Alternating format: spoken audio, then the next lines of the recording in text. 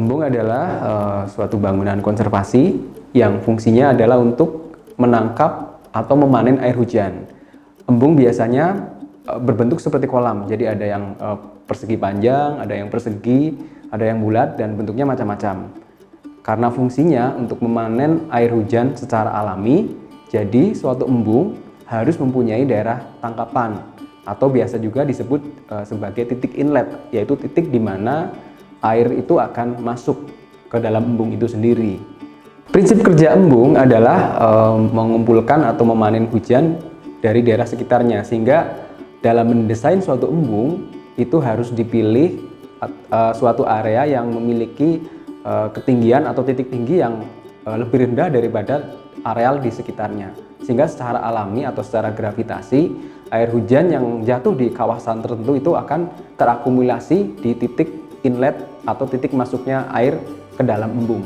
Kalau kita membangun embung di titik tinggi, misalnya di puncak dengan daerah tangkapan yang relatif kecil, maka bisa dipastikan embung itu tidak akan bisa terisi secara maksimal, karena embung itu hanya bisa menangkap air dari tangkapan air hujan di badan embung saja, tapi tidak bisa mengoleksi air dari areal di sekitarnya. Nah, ini merupakan salah satu hal yang wajib kita pertimbangkan dalam membangun atau mendesain suatu embung.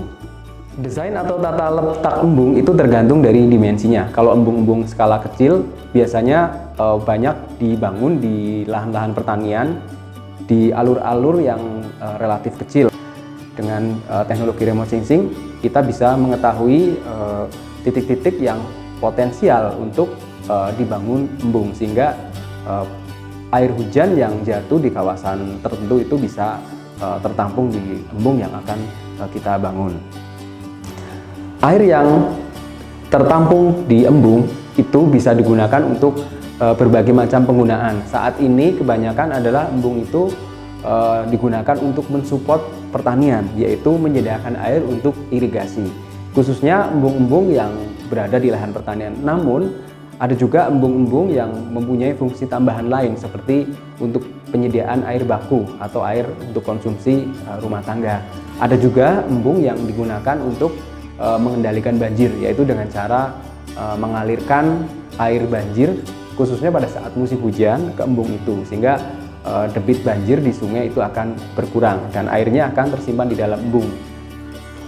Agar suatu embung fungsinya bisa sustain atau berkelanjutan, maka perlu adanya pemeliharaan embung. Nah, pemeliharaan embung yang paling efektif adalah dengan melibatkan masyarakat penerima manfaat embung itu sendiri, seperti petani ataupun pengguna-pengguna lainnya, sehingga ketika masyarakat sudah merasakan manfaat embung itu, maka mereka sudah mempunyai rasa tanggung jawab untuk memelihara embung. Biasanya permasalahan yang dihadapi dengan embung itu adalah adanya sedimentasi atau pengendapan. Air hujan yang masuk ke dalam embung biasanya masuk bersamaan dengan sedimen. Nah, ini yang harus menjadi perhatian dalam pemeliharaan suatu embung.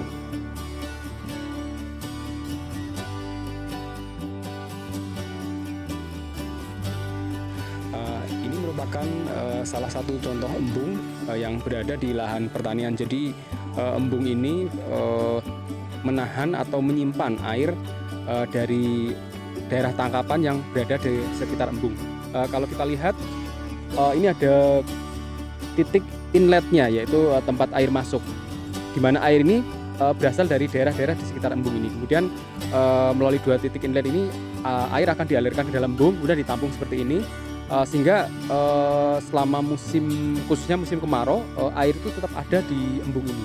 Nah, kemudian air yang ada di dalam embung ini akan digunakan untuk mengairi lahan pertanian di sekitar embung ini.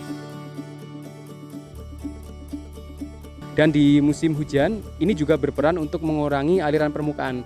Aliran permukaan itu berpotensi merusak tanah, menimbulkan erosi dan sedimentasi di hilir. Dengan adanya embung, air-air itu akan ditampung di embung-embung ini, sehingga limpasan permukaan berkurang. Kemudian persediaan air ini akan disimpan dengan baik untuk bisa digunakan di musim kemarau untuk pertanian.